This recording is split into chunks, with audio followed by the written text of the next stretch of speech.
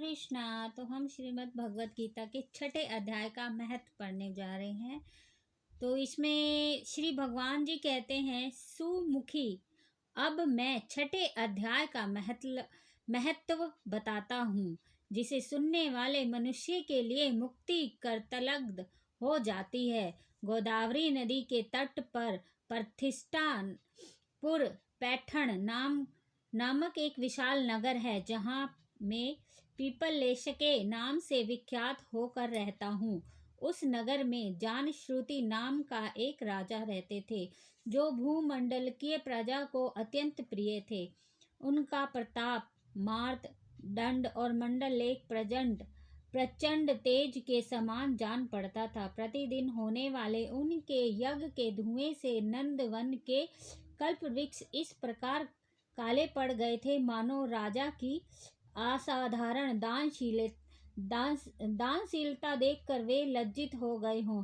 उनके यज्ञ में प्राप्त पुरोडाशके रसास्वाद न में सदा आसक्त होने के कारण देवता लोग कभी प्रतिष्ठानपुर को छोड़कर बाहर नहीं जाते थे। उनके दान के समय छोड़े हुए जल की धारा, प्रता पर रूपी तेज और यज्ञ के धूमों में से पुष्ट होकर मेघ ठीक समय पर वर्षा करते थे। उस राजा के शासनकाल में खेती में होने वाले 6 प्रकार के उपद्रवों के लिए कहीं थोड़ा भी स्थान नहीं मिलता था और अच्छी नीतियों का सर्वत्र प्रसार होता था। वे बावली, कुएं और पोखरे खुदवाने के बहाने मानो प्रतिदिन पृथ्वी के भीतर की निधियों का अवलोकन करते थे। एक समय राजा के दान, तप, यज्ञ और प्रजा पालन से संतुष्ट होकर स्वर्ग के देवता उन्हें वर देने के लिए आए। वे कमल नाल के समान उज्जवल हंसों का रूप धारण करके अपनी पांखें हिलाते हुए आकाश मार्ग से चलने लगे।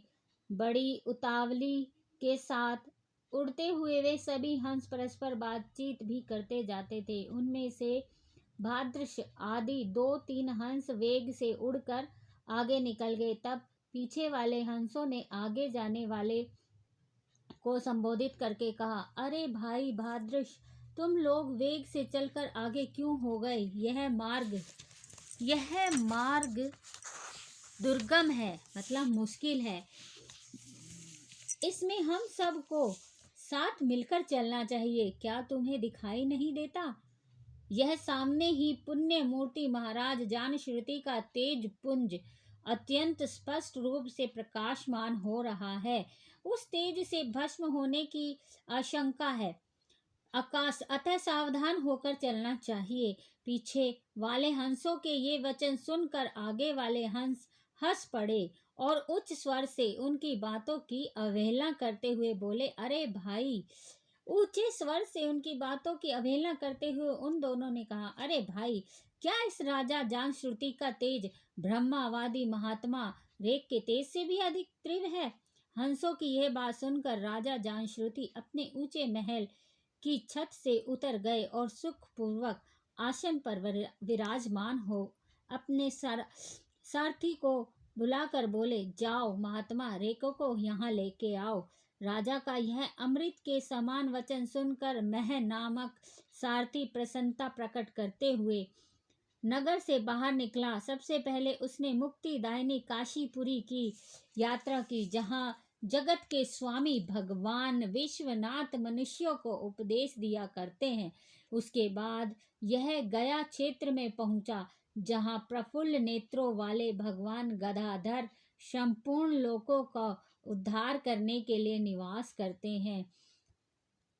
तदंतर नाना तीर्थों में भ्रमण करता हुआ सारथी पाप नाशनी मथुरापुरी में भी गया। यह भगवान श्री कृष्ण का आदि स्थान है, जो परम महान एवं मोक्ष प्रदान करने वाला है। वेद और शास्त्रों में वह तीर्थ त्रिभुवन पति भगवान गोविंद के अवतार स्थान के नाम से प्रसिद्ध है। नाना देवता और ब्रह्मर्षि उसका सेवन करते हैं। मथुरा नगर कालिंदी यमुना के किनारे शोभा पाता है। उसकी आकृति अर्धचंद्र के समान प्रतीत होती है। वह सब तीर्थों के निवास से परिपूर्ण है, परम आनंद प्रदान करने के कारण सुंदर प्रतीत होता है। गोवर्धन पर्वत के होने से मथुरा मंडल की शोभा और भी बढ़ गई है। वह पवित्र वृक्षों और लताओं से आवृत है, उसमें बाहर वन है। वह परम पुण्यमय तथा सबको विश्राम देने वाले श्रुतियों के सारभूत भगवान श्री कृष्ण की आधार भूमि है। तत्पश्चात मथुरा से पश्चिम और उत्तर दिशा की ओर बहुत दूर तक जाने पर सारथी को काश्मीर नामक नगर दिखाई दिया, जहाँ शंख के समान उज्जवल गगन चुंबी महलों की पंक्तियां भगवान शंकर के अट्टहास की भांति शोभा पाती हैं, जहाँ ब्राह्मणों के शास्त्रीय आलाप सुनकर मुक मनुष्य भी सुंदर वाणी और पदों का उच्चारण करते हुए देवता के समान हो जाते हैं, जहाँ निरंतर होने वाले यज्ञ धूम से धुएं से संपूर्ण जगत, संपूर्ण आकाश मंडल मेघों से धुलते रहने पर भी अपनी कालिमा नहीं छोड़ते, जहाँ उपाध्याय के पास आकर छात्र जन्मकालीन अभ्यास से ही संपूर्ण कलाएं स्वतः पढ़ लेते हैं, तथा जहाँ मणिकेश्वर नाम से प्रसिद्ध भगवान चंद्रशेखर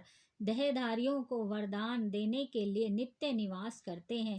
काश्मीर के राजा मणिकेश ने दिग्विजय में समस्त राजाओं को जीतकर भगवान शिव का पूजन किया था, तभी से उनका नाम मणिकेश्वर हो गया था।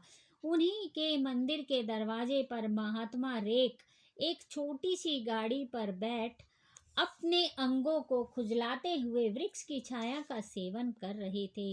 इसी अवस्था में सारथी ने उन्हें देखा। राजा के बताए हुए भिन्न भिन्न चिन्हों से उसने शीघ्र ही रेको को पहचान लिया और उनके चरणों में प्रणाम करके कहा, ब्राह्मण, आप किस स्थान पर रहते हैं? आपका पूरा नाम क्या है? ब्राह्मण, आप किस स्थान पर रहते हैं और आपका नाम क्या है? यहाँ किस लिए ठहरे हो? इस समय आपका क्या करने का विचार है? सारथी के यह वचन सुनकर परम आनंद में मगन महात्मा रेक ने कुछ सोचकर उससे कहा, यद्यपि हम पूर्ण काम हैं, हमें किसी वस्तु की आवश्यकता नहीं है, तथापि कोई भी हमारी मनोवृत्ति अनुसार परिचर्या कर सकता है। रेके के हार्दिक अभिप्राय को आदर पूर्वक ग्रहण करके सारथी धीरे से राजा के पास चल दिया। वहां पहुंचकर राजा को प्रणाम करके उसने हाथ जोड़ सारा समाचार बताया और निवेदन किया। उस समय स्वामी के दर्शन से उसके मन में बड़ी प्रसन्नता थी। सारथी के वचन सुनकर राजा के नेत्र आश्चर्यचकित हो उठे। उनके हृदय में रेक का सत्कार करने की श्रद्धा जागृत हुई। उन्होंने 2 खचरियों से जुती हुई एक गाड़ी लेकर यात्रा की और साथ ही मोती के हार, अच्छे अच्छे वस्त्र और 1 सहस्त्र गौएं भी ली। कश्मीरी मंडल में महात्मा रेक के जहाँ रहते थे उस स्थान पर पहुंचकर राजा ने सारी वस्तुएं इनके आगे निवेदन कर दी और पृथ्वी पर पड़कर उनको प्रणाम किया। महात्मा रे के अत्यंत भक्ति के साथ चरणों में पड़े हुए राजा जान श्रुति पर कुपित हो उठे और बोले, रे शूद्र, तू दुष्ट राजा है, क्या तू मेरा वृतांत नहीं जानता? यह खचरियों से जूती हुई अपनी ऊंची गाड़ी ले जा। ये वस्त्र, ये मोती, ये हार, ये दूध देने वाली गौएं भी स्वयं ही ले जा। इस तरह आज्ञा देकर रेकन ने राजा के मन में भय उत्पन्न कर दिया। तब राजा ने शाप के भय से महात्मा रेके के दोनों चरणों में पकड़ ली और भक्ति पूर्वक कहा, ब्राह्मण, मुझ पर प्रसन्न होइए। भगवान, आप में यह अद्भुत महात्म्य कैसे आया? प्रसन्न होकर मुझे ठीक ठीक बताइए। रेखा कहा, राजन, मैं प्रतिदिन गीता के 6ठे अध्याय का जप करता हूँ। इसी से मेरी तेजो राशि देवताओं के लिए भी दुस्सह है। तदंतर परम बुद्धिमान राजा जानश्रुति ने यत्न पूर्वक महात्मा रेक से गीता के 6ठे अध्याय का अभ्यास किया।